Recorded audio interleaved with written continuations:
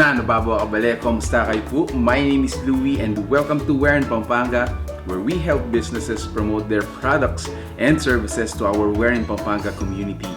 For today's vlog, we would like to thank Croissants De Pampanga for sending us these croissant cheesecakes, and also these are cheese tarts. So let's name them one by one para po malaman natin kung ano yung mga flavors na mga pinadala nila sa atin. So starting off with this Nutella Croissant, I believe it's a French term or it's a French word for breads. Meron din tayong Smores Croissant.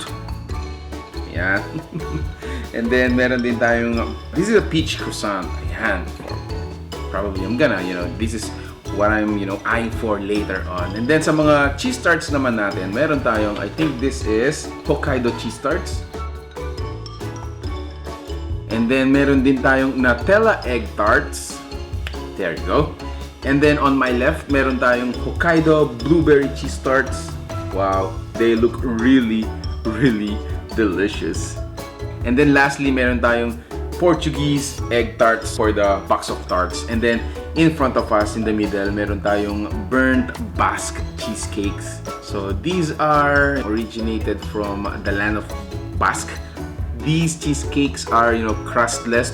Wala po silang crust. So all the way from top to bottom is actually a cheesecake. Nyaman. Ken. Okay, so before we continue, we would like to appreciate Miss AC de Guzman.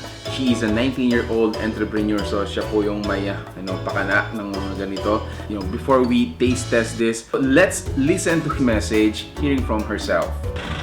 Hi po, I'm AC. I'm inviting you to please like our page, Croissants De Pampanga. We do deliveries and pickups din po. Thank you. So there you go, guys. Thank you so much, Ma'am AC, for your message, for your invitation, as well as sending us these delicacies or goodies. No, I believe from our orientation, she just started baking for her lola, mga siblings, mga ganyan. And then, yeah, she came up with this business. So, congratulations for a young entrepreneur like you. Sana marami ka pang ma-inspire na other young people to start their businesses as well.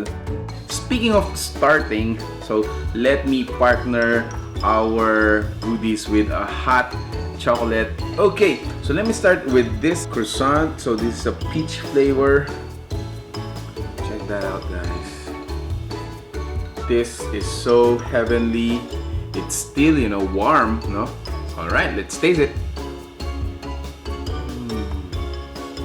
The peach is so fresh. Then yung cream na included here is not too sweet. It's not overpowered with sugar. And then the bread is also fresh. Wow, I have never enjoyed a bread until this time. Ang sarap. Now, tikman naman natin yung kanilang burnt Basque cheesecake.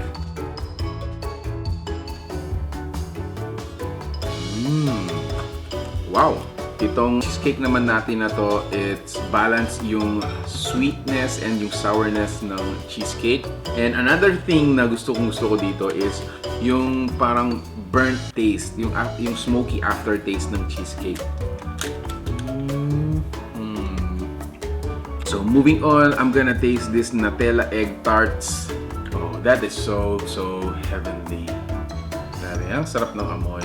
Actually, yung presence ng mga pagkain natin dito, yung mga bread natin, ang sarap ng amoy nila actually. Let's taste this Nutella Egg Tart.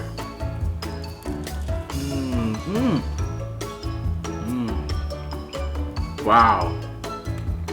I like the crust. It's flaky and at the same time, it is really soft. Plus, yung tart natin, I must commend yung baker natin. It's not too sweet. It's, not overpowered with the sugar.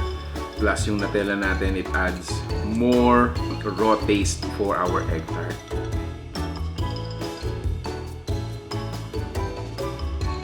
Alright, so there you have it, guys. As I mentioned earlier, meron pa po silang, other flavors for the croissant, Nutella and s'mores.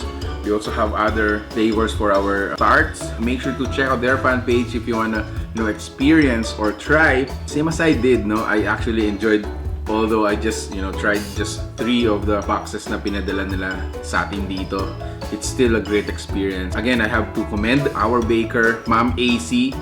You're doing a good job. I hope you can inspire more young people, again, to start venture, to pursuing their dreams or their goals and aspirations, just like you did. Alright, so guys, if you like this video or if you like the food that you saw in this video, please give it a thumbs up, share it with your friends.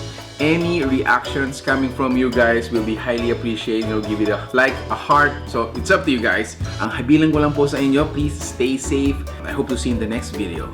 See ya!